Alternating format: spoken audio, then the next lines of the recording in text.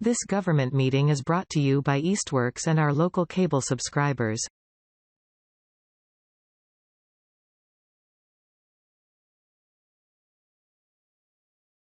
All right, with that, then I will call to order this meeting of the Easthampton Planning Board for Tuesday, March 8th, 2022.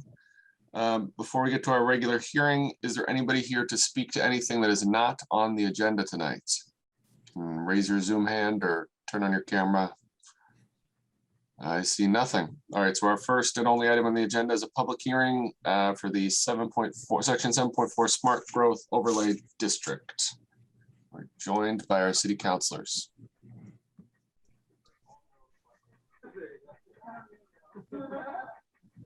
That's going to open your hearing. Yep. Sorry. Can I have a motion to reopen the public hearing for the ordinance side? So moved. Seconded. Okay, we have a motion and a second. Tom Peak. Aye. Lindsay Rothschild. Aye. I vote aye as well. We're in session. Excellent. Jeff, do you want to start by giving us an update on where we are? Sure, yes, thanks. As you guys noted, this is a continuation of the public hearing for, it's actually two items. It's the Smart Growth Overlay District, which is that 7.4 section. And then part of the hearing is also to amend 8.6 for the other, we have another land use category for affordable housing. This, I will say that we are still waiting for the review by the Department of Housing and Community Development. So that's DHCD. We anticipated this at the end of the last meeting that we're just trying to continue this long enough so that we get their feedback and then we have another meeting queued up. It's good news, bad news. The bad news is that I do not have any actual update from DHCD for tonight. The good news is that I did actually, I had an email correspondence yesterday and then I had a quick phone conversation with the reviewer today. And his name's William Rialt and he's with DHCD. And so what he said is that he's been reviewing it. He should have something very soon in terms of comments, questions or suggestions on the amendment packet that we sent into them. And he said it was kind of imminent, you know, and I mean this really respectfully to him, but he said like maybe tomorrow, but like that means like within a week we should have, you know, some comments from DHCD, and that's what we've been waiting for. We're kind of been in this holding pattern. In general terms, we did get a letter from DHCD. I posted it to the page for zoning amendments. I believe it was dated February 1st. So their process is to get our materials. They deemed it complete. So there's enough information for them to start their review. And then they have 60 days. And we're within that, we're well within that 60-day period. He acknowledged he wants to send us comments. And then their obligation, that 60 days, is to issue, well, it's to issue or not issue a letter of eligibility for our application. And he described that as being March 30th, kind of their deadline. He said he wants to get his comments and then that letter. And then that would free us up with the letter of eligibility. It would free us up and then move this to city council, have discussions and debate at that stage. And then, you know, once the city, or if the city adopts this, then we would get a final approval from DHCD. So we're kind of like kind of smack in the middle of our process, which we anticipated most of this, but it is the first time that, you know, I think as a group, maybe Salem was part of the initial application, but as a group, it's our first time navigating it. So I think last time I see Jessica from Valley CDC, last time she offered some information and suggestions, and to be perfectly honest, I haven't incorporated that yet. I think what we would maybe do is get feedback from DHCD and the feedback and input from members of the public and Valley CDC, and come back at kind of one more meeting to show a final set of revisions. And maybe that takes another meeting after that, but that would be the packet then. I see someone coming in here. that would be the packet that would then go to council for those deliberations. So that's about all I got. I would happy to try to answer your questions. Yeah, James.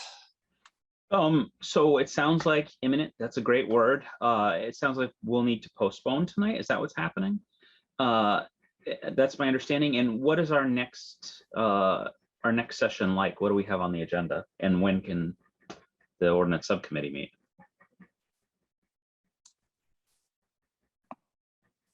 Yeah, Jesse, you're the same one. I think there are people from the public, so definitely, see if there's any comments at this stage and picking a meeting date. Yeah, and then just so everyone's clear, I mean, my course of action would be to take the DHCD comments and basically, I want to get them out to this group. I want to get them posted on the website, and then we would work on incorporating them into a new draft, depending on what it contains, and then that new document. The draft amendment would come back to this group in 2 weeks, 3 weeks, or something like that. So, I mean, of course, Jesse, I know you want to ask the public, but I'm trying to make sure everyone has a sense before we go on when that date might be. Yeah, I mean, Jeff and I had just talked about it briefly with Salem before everyone came in. I think maybe that the 29th, we have one of those 5th Tuesdays this month, so we don't actually have a meeting then. That seems like it's very close to the March 30th deadline. It seems very unlikely that it will go that far and we won't have gotten our letter and everything. So that would be what I would propose, but it depends on people's availability. Thank you. So I know I can check in with the other members of the ordinance committee, but we did have a meeting scheduled the 29th. And I think maybe what we could do is we could put this one in place of that and then push that one off probably a week or two. If that was okay with the other members of ordinance. Okay. Yeah, so the 29th I think would work for us. We had a meeting planned anyway that night.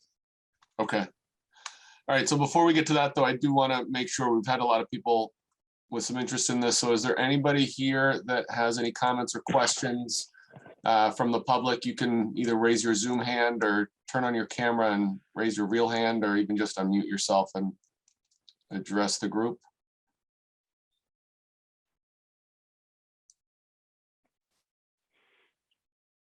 All right. Oh. Am I on or Donald Torrey? Yeah, I can't quite hear you very well, Donald. You're really faint.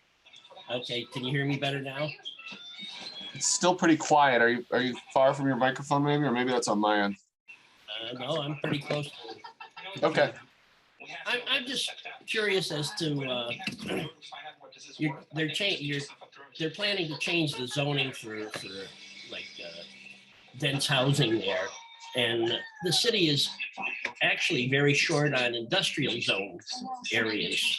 I think there's on the map there's pretty much only one space on Main Street that Bernie Gall owns, and I would like to see more industrial going in there also. I mean, if you're going to change it for housing, make it for everything.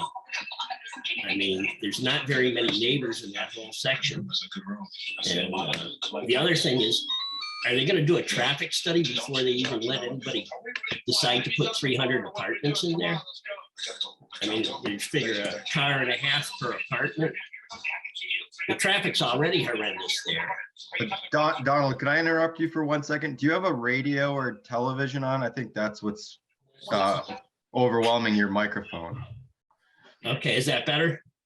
That's 100 times better. Yeah, that was Okay, rough. I'm just saying that they're changing zoning to put dense housing in there, and nobody's talking about the traffic.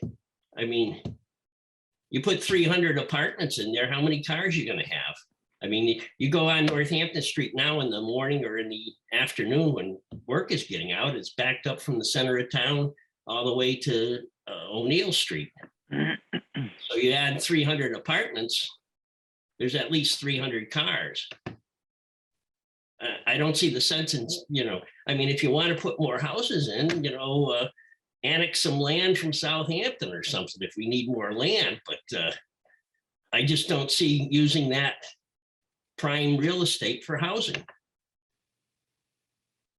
It's just going to plug up the whole street. I mean, what are your plans for Northampton Street? I mean, just putting in Starbucks is going to add something to it. But that's a business. You know, who come up with the idea to change the zoning? Who asked for that? Did anybody ask? I'm sorry, for which part of this, are you talking about the industrial, your desire for more industrial, or the? No, I'm saying who came up with the plan to put apartments in there?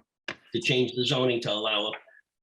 I mean, I think it originated with the city council, but I think it's part of the city plan to try to create more housing. There's definitely a shortage of housing.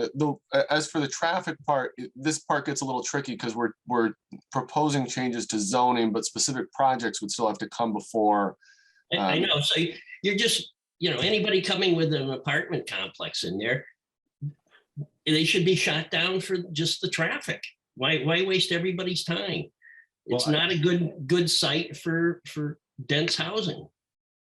I don't see it. I mean, maybe I don't know anything, but the street's already congested. And if we need more housing, why do we need more housing? Our schools we're going from 6 classrooms down to 5 classrooms in the new school. The number of students are going from 19 to 20 to 22 per classroom. How many students do you want in a classroom? We just spent $109 million for a top quality school. We're going to put 29 kids in a classroom. They're still not going to get an education, that many kids. I just don't see the point in adding this kind of housing market. Let people add a small house on the back of their property on East Street, or some of the areas where there's large lots. Add them one at a time. But I lived in town when they put the Plains development in, and what did we do? We ended up with a brand new Whitebrook because it was crowded the schools out. Now we have a school that's going to probably give quality education, and you're going to fill it full of extra students. That's just my opinion. So that's it. Thank you, sir. James, did you have a hand? Jesse, you said it well. I think it's important to note that, while we're looking at creating 40-hour opportunities, that most of these things of any kind of scale, such as Mr. Torrey mentioned, would come before the board, go through a regular process, and be required to have us ask all the proper questions, which could potentially include a traffic study. To your point about traffic, talking about Starbucks, talking about other projects that have been through there, it is a developing issue that was definitely set Route 10 to be in Northampton Street to be a highway corridor. Road traffic is the entire development intention of the design and planning for that. And looking at that in the future, I think is a worthy conversation, this being that future.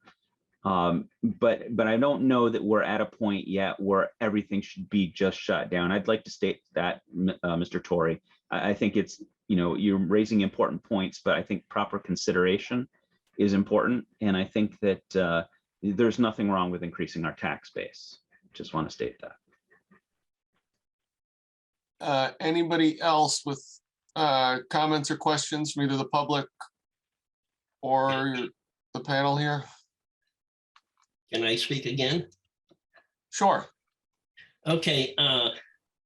When you're talking about raising the tax base, I don't think apartments actually, if they have children in it and going to our schools, actually increase our tax base. They're going to add a few dollars, but what's it cost to educate a child?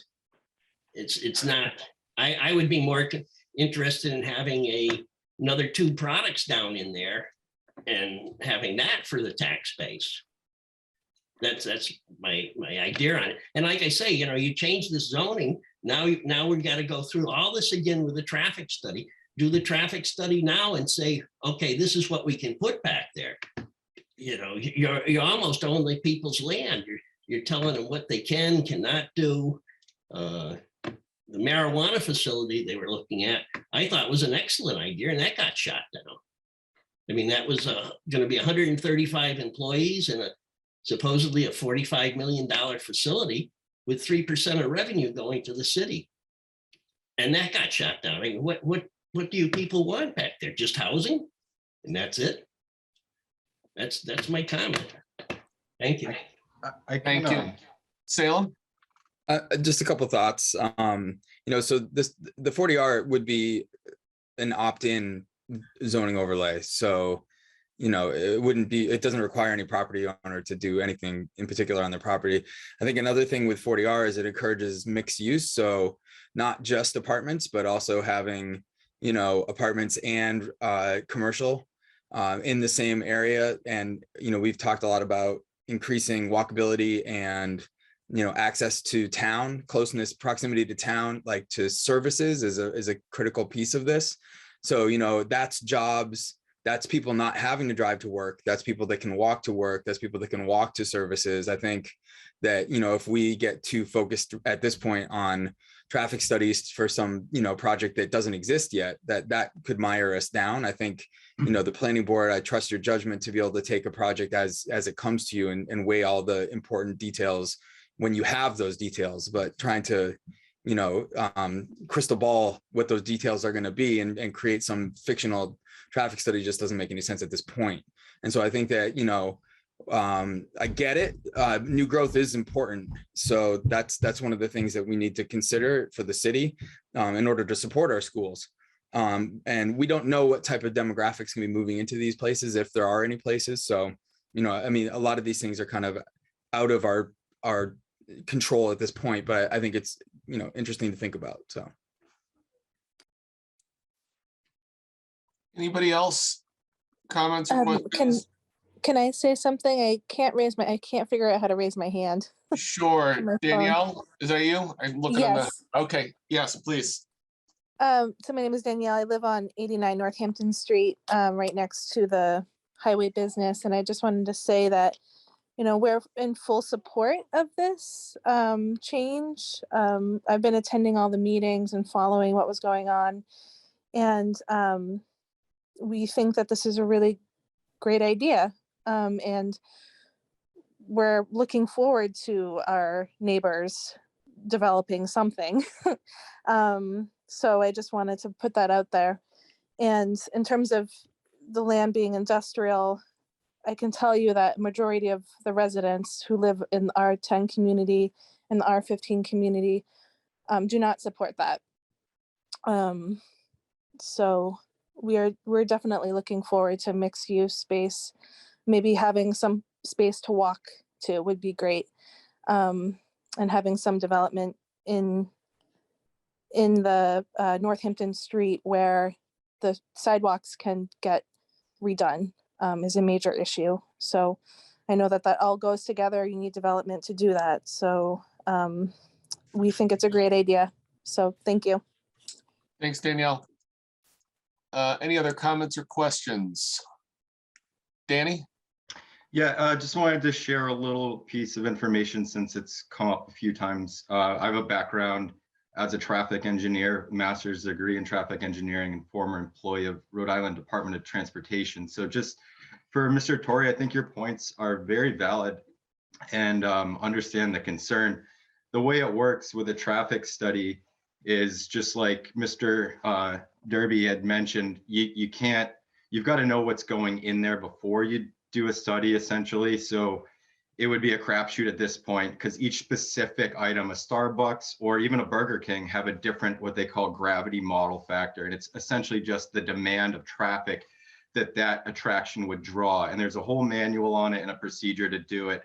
So that's how you would sort of estimate the traffic in pretty layman's terms. And then just for the difference between a residential or a commercial, you've got to take into account that residential typically has 2 or 3 trip generations a day, in the morning to commute, potentially in the evening to come back, maybe an errand or something in the middle of the day, where a business is a steady stream and you're also drawing people from outside of town into town. So it's not that residentials would create necessarily more or less traffic. It's all so highly variable. And like James said before, that's something the planning board does take into account heavily. Myself, I'm pretty on top of that stuff. on like a case-by-case basis as these things happen. And I think it's a natural progression for any town to sometimes build schools, road infrastructure, housing, businesses. Sometimes it's not all in parallel, and you've got to work your way in series. So sometimes the buildings come and then you work on your traffic and your facilities for transportation, which, you know, there's always room for some improvement there with roundabouts, signal timing, there's smart devices available. So there are ways that could quell, calm, and potentially lower your ratios for what is it? The term's not come, volume capacity ratio as that comes apart. And that could be just working on one intersection or one roundabout at a time to kind of help the whole system and grid calm down. So I don't think that the traffic would, you know, I understand the concern. It's always a concern. But it's something I think that you can kind of work with, and it's not static. It's a dynamic piece of our town, and that's something that will always be in consideration with our board and as we grow. So I think I just wanted to share that. This is something I am pretty well versed in. So just in case there were any other questions or how that stuff works, like just that's all I had. Thanks, Danny. Any other comments or questions? Oh, Jeff's got his hand up. Yes, Jeff. All right. Yeah, I just, you know, I did want to just reiterate, I guess, that the 40R for the additional density of housing is optional. And so we do maintain the highway, and Jesse, I think you said this, but we maintain the highway business district of the underlying uses. And we do understand that you cannot do a lot of industrial uses there, but you can do business uses. And the proposal will not take that away, but it'll add that option. I think, you know, Mr. Torrey's comments about adding industrial uses as the overlay. I think we had some really kind of long, robust public discussion that, you know, the more industrialized uses are not quite that favorable, you know, in this area. And we found that out because we were talking about cannabis, which is a quasi-industrial use. We did identify, I think I spoke with Mr. Torrey, that there are other areas that are zoned industrial that are currently vacant. And so it's not as if there are no parcels available for industrial uses. I just want to kind of air some of those things out. And the last thing is just with the school enrollment. You know, I think Mr. Torrey is raising a good question. I think it's an opportunity for us to potentially gather a little bit of information from the school department, because I think on one hand, there's concerns about capacity of the school, but on the other hand, it has been said that our enrollment has been diminishing. And so we want to get some factual information kind of coming to this discussion, because as we know, this will move forward, you know, through a process. And I think gathering a little bit of this information makes some sense at this point. So it's helpful information. Thanks, Jeff. Tom? Yeah. So first of all, forgive me. In city council public hearings, we generally don't like go back and forth. So I wasn't really sure what we were. This seems a little less, little more informal, which is probably good for the context. I just wanted to say, first of all, I was the one that introduced this, since Mr. Torrey asked. In terms of the schools, since Danny had that incredible flex on his professional knowledge, I would also say one of the things I do at work is that I am the person who runs the statistical models to project school enrollment in all of the public school districts for the purposes of figuring out who gets new buildings and who doesn't. And as of right now, we're seeing declining enrollment in Easthampton. We've got an aging population. My generation isn't having a whole lot of kids for reasons that I could expound upon for a couple hours if anyone's interested. I don't see that as an immediate concern. And in fact, there are some, you know, districts don't want to necessarily have rapidly declining enrollment, just like they don't want to see rapidly increasing enrollment, like a lot of things in public policy. If it changes a lot in one way or the other, that's usually comes with some trouble. So that's not necessarily a thing that I personally have a huge concern about. having looked at the models where we actually look at the projections and having been involved in the conversations we're having about the school budget right now, where again, it's been repeatedly brought up that the general thought of the schools is that without some sort of change, we're going to be looking at declining school enrollment for at least the next few years, with a possible exception of maybe a little bump there's sometimes a bump when you get a new facility, but demographically, we're currently kind of on the downslope, and that's not really great either. Thanks, Tom. Jessica Allen? Hi, everybody. Just a quick reminder that there is state legislation called Chapter 40S, which is an accompaniment to the Chapter 40R zoning, which provides payments to school children that move into 40R districts or permanent projects. I don't know exactly how the formula works. I think it's a little bit complicated, but I just wanted to remind the city that that legislation does exist and is available for the city's use if it seemed that it needed it. Thank you. Thanks, Jess. Any other comments or questions from the public or ordinance or planning board? James? I was ready to make a motion. You ready for Oh, I saw you unmute yourself. Yeah, I don't see anyone else that has any comments, for sure. it? I motion to continue the joint public hearing for this issue to March 29th at 6 p.m. I'll second that. All right, we have a motion to continue to March 29th. James? Aye. Ken? Aye. Danny? Aye. Chris? Aye. And I am an aye. Can I have a ordinance side motion to continue to the 29th? Motion So to moved. continue to the 29th. Second. All right. Council Peak? Aye. Council Rothschild? Aye. And I vote aye as well. We're continued to the 29th at 6. All right, I guess I'll take a motion to adjourn from the planning board then.